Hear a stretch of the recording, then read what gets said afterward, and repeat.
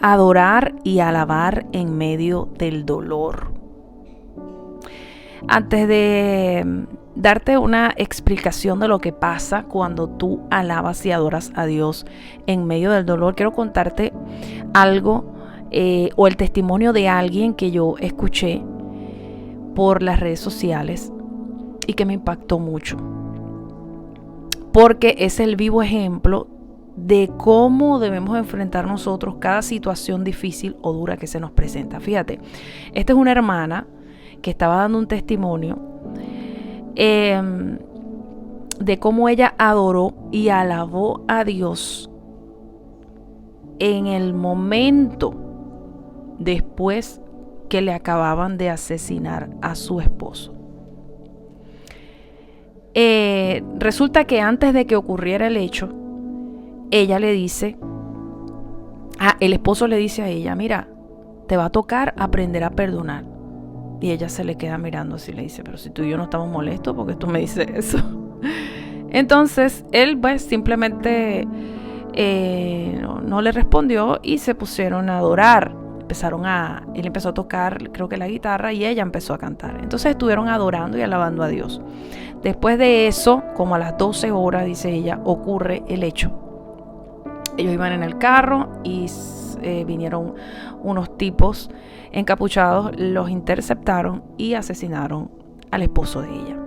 Luego en el hospital, cuando le están los médicos brindando los primeros auxilios, él pues ya había muerto y los médicos le dicen no hay nada que podamos hacer.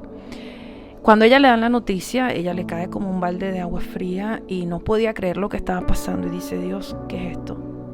¿Qué está pasando, Señor? Y Dios le habla. Dios le habla y le dice, la llama por su nombre y le dice, sierva, aún me puedes adorar, aún me puedes cantar en medio de tu dolor, me puedes cantar, me puedes adorar. Y ella cuenta que ella no entendía lo que Dios le estaba diciendo, pero tú sabes, por la fe, por esa obediencia, porque lo menos que uno puede pensar en ese momento es, voy a cantar, voy a adorar. Tú estás enfocado en el dolor. Mas ella dice, se me vino una sola canción a la mente y era cuán grande es Él. Cuán grande es Él, cuán grande es Él. Y ella, mi corazón entona la canción. Cuán grande es Él, cuán grande es Él. Bueno, ella estuvo ahí adorando y de repente los médicos empezaron a decir, ella entró en shock. Ella está en shock por la noticia que le acabamos de dar. Y es que para el hombre natural, las cosas del espíritu son locura. Porque es que las cosas del espíritu se disciernen en el espíritu. No puede alguien que está en el mundo entender cómo funciona el mundo espiritual. Entonces, o por lo menos el mundo espiritual en Cristo, quiero dejar eso claro, porque esto no es algo que va a funcionar en alguien que no cree en Cristo o que no haya aceptado a Cristo en su vida. El punto es que luego de que ella termina pues su testimonio, ella dice que no fue fácil hacerlo, pero lo hizo y ella sintió como Dios la llenaba de fortaleza y la llenaba de paz en medio de su adoración por ese dolor que ella tenía. Y eso es lo que quiero decirte, ese es el mensaje que quiero traerte. Yo no te quiero contar la cantidad de problemas que yo tengo ahora mismo.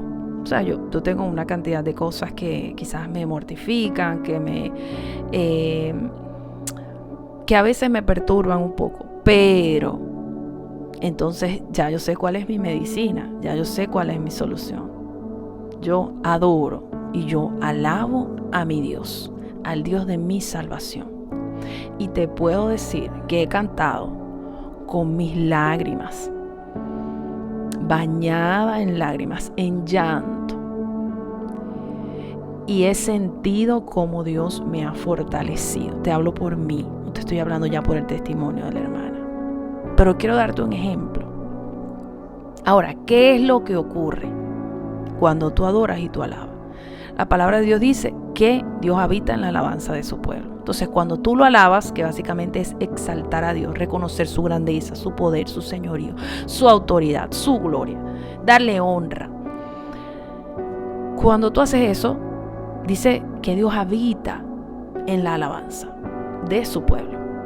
Cuando tú lo adoras, que básicamente es amarlo con todo tu corazón. Cuando tú dices yo te adoro, tú estás queriendo decir yo te amo.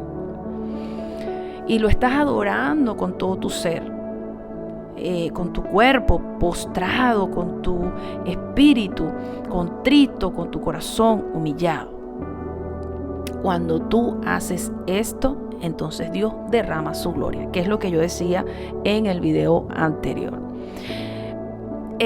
Y en ese momento, aunque tú sientes mucho dolor, aunque hay problemas a tu alrededor, lo que Dios hace principalmente es levantarte, restaurarte, restablecerte, hacer que tu fe crezca, aumentar tu confianza. Y en medio de esa circunstancia, tú estás en paz. En medio de esa circunstancia, tú puedes sonreír. En medio de esa circunstancia, tú tienes gozo, que dice la palabra que es la fuerza de su pueblo. Cuando viene el gozo a ti, el mundo se está cayendo a tu alrededor. Y tú estás en paz. Y entonces dice la gente que estás loco.